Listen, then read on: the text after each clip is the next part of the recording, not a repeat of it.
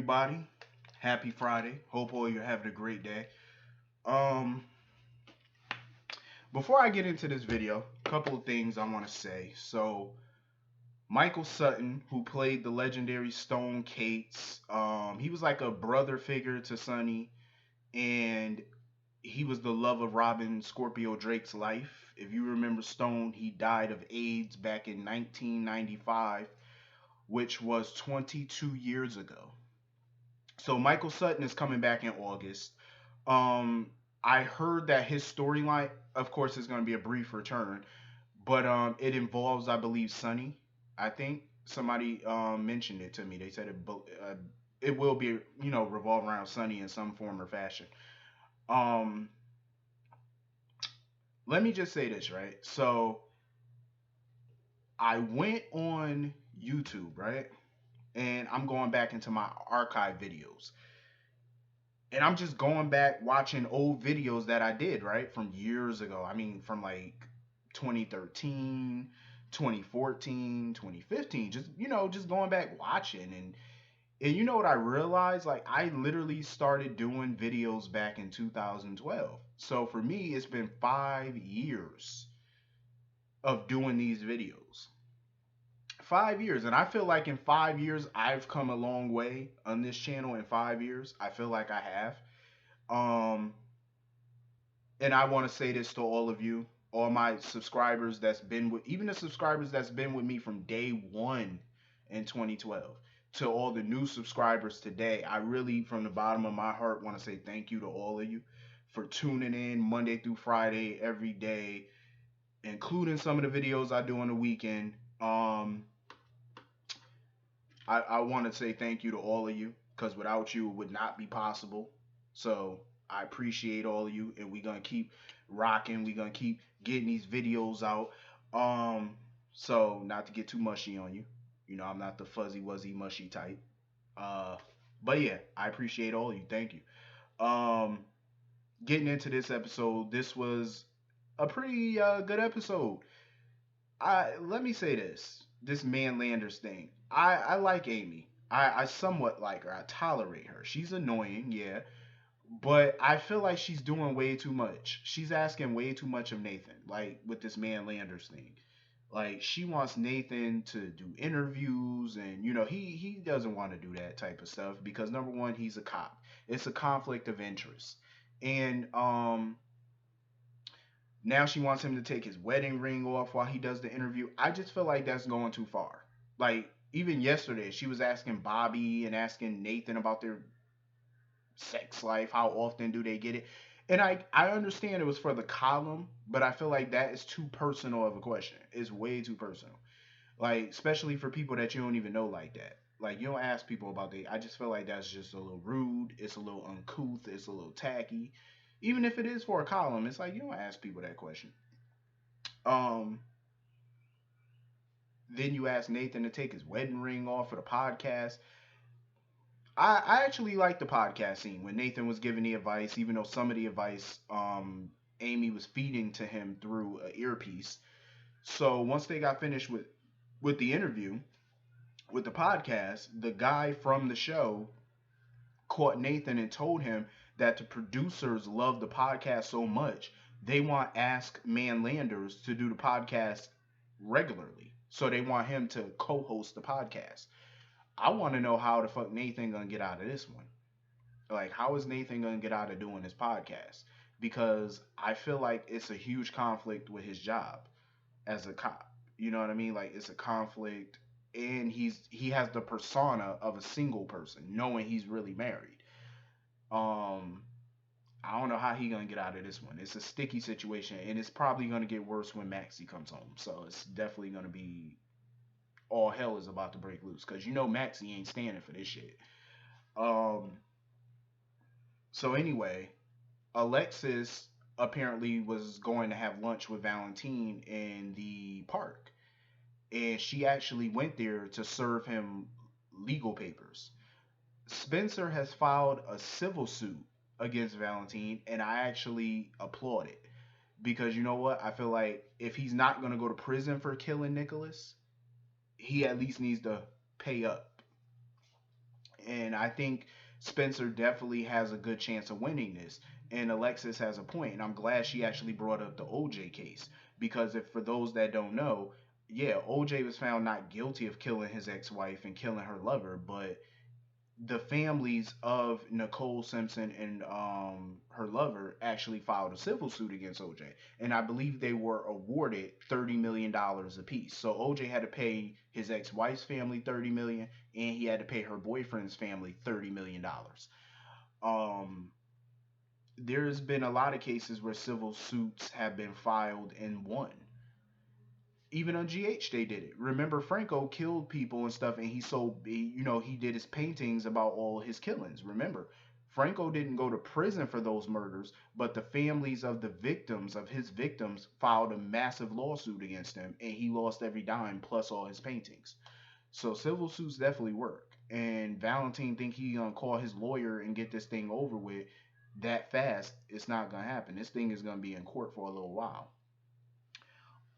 Um, and it pissed me off with Valentine because he tried to say that Alexis was exploiting Spencer. Spencer was the one who came up with the idea for the civil suit, and he tried to say Alexis was doing this for the money or whatever. I highly doubt Alexis took this case for money. I'm pretty sure she would take it for free because she loves Spencer and she loved Nicholas, and she wants justice for her nephew. So I think she would definitely take the case free, free of charge, most definitely. Um, Shit, Alexis got plenty of money. She made a lot of fucking money during her career. That's one person I've never seen on this show have money problems is Alexis. She's one of the few people on the show that never had money issues. Um, she's always been pretty, well versed in her finances. So, you gotta give her props for that. So apparently Valentine, I guess, is thinking of doing harm to Spencer. Cause the way that phone call he had was, it was kind of like he talking about he gotta take care of Spencer or whatever. Valentine, don't press your luck, son. Because if anything happened to Spencer, you're going to have a whole lot of people on your ass, and that's something you do not want. Sonny damn near killed you last time when he pulled that gun out on you, so you don't want that to happen again. Um, Laura is definitely on track with this lawsuit.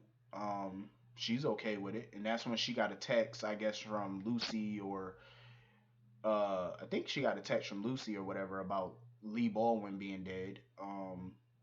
I love the scenes with Scott, Serena, and Lucy. And it made it even better when Laura showed up. You know what I'm saying? Scott needs to understand something. Even though he didn't talk to his father in weeks, that doesn't mean that his father felt like he didn't care about him. Or, like, that's not what it is. I mean, I think he has the guilt because his father died and he felt he wasn't there for it. So he felt some guilt over that. But at the end of the day, he got to realize that that wasn't his fault. I mean, his father was an older man. It was bound to happen at some point. They don't know how he died, but obviously he must have had probably a heart attack or something like that. Maybe it's possible. But Scott got to stop beating himself up. Yeah, him and his father, they butted heads over the years, but Scott know deep down his father loved him. He know it. His father might have not always said it or showed it all the time, but he showed it in his own way. You know, Scott, he gonna be all right. Scott definitely gonna be all right. I love to see all of them together, drinking to his father, having a toast. I felt like Lee Baldwin, man, he was one of those complex type characters. You know what I mean? I wasn't obviously around when he was initially on the show, but I did see old clips of him. And he reminds me of an Asa Buchanan type, Adam Chandler. You know what I mean? Like, he definitely reminds me of that type. Like, he wants excellence for his son. And I think that's what he wanted. You know? And I truly believe that he was proud of Scott. Scott is definitely a talented lawyer. I hate that's that, but this is the thing I hated about what the writers were doing recently. They were trying to make it seem like Scott was an ambulance chasing lawyer, and that's never was the case with Scott. Scott was never that type of lawyer. Um, Scott always kicked ass in the courtroom. He had questionable tactics, but he always was good in the courtroom. Um, so anyway, Sonny was talking with Kiki, telling her that he now officially and legally has full legal, physical, and legal custody over Avery. And he told, Kiki she could see Avery whenever she wants. And Kiki went to go see Avery, and she brought Avery to see Ava. I felt like that was not the cool thing to do. I felt like that wasn't cool because, and Ava kind of felt the same way because she didn't want her daughter to see her like that. You know what I mean? Like she didn't want Avery to see her all bandaged up, and you know, Ava felt horrible about it because she felt like she, scared Avery. But I felt like it wasn't cool for Kiki to bring Avery to see Ava because you did it without Sonny knowing about it. It looked sneaky. You know what I mean? Like you said, "Oh, I'm gonna go see Avery or whatever." Cool, but you didn't tell him you were gonna bring her to see Ava. I felt like that was crossing the line a little bit because he is the custodial parent now, so you have to run that by him. You know what I mean? She already knew if she did, Sonny wouldn't be okay with it. She knew that he wouldn't be. That's why I think she just went around it and didn't tell. Um,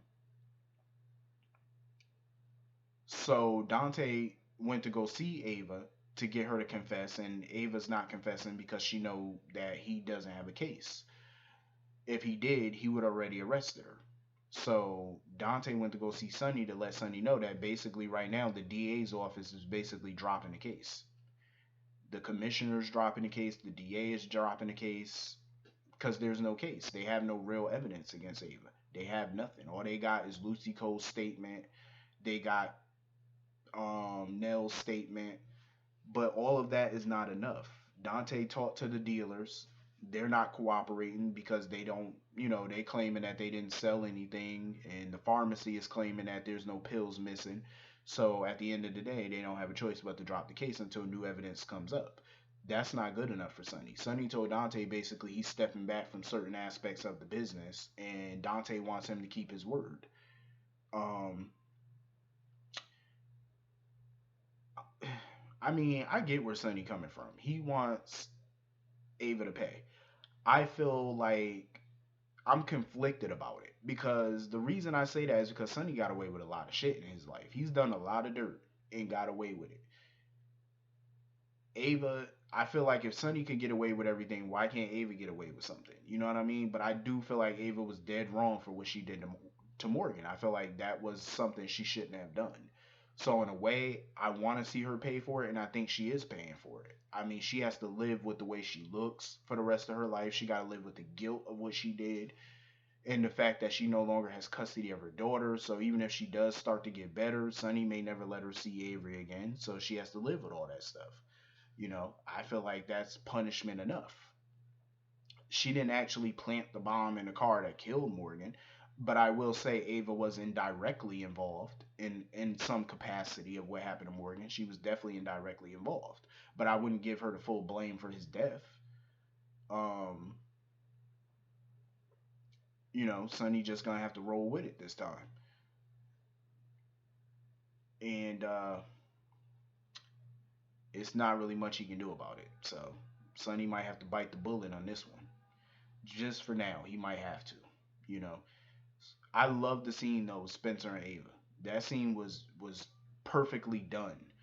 Spencer went to go see Ava because he could, relate to her situation. Because remember, a couple years ago, Spencer, when it was his birthday party, he got caught in a fire. His burns wasn't as severe as Ava's, but he felt the same way Ava's feeling now, so he can relate to that. And it was a good scene them talking about Nicholas and stuff like that.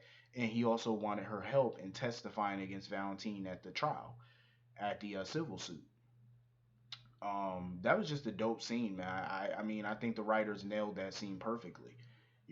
Ava, and this is what I say about Nicholas Belcho. Like his talent is crazy. Like he can just all his scenes are pretty much with adults, and he's having these scenes with all these daytime heavyweights like Maura West, Maurice Bernard, Finola Hughes.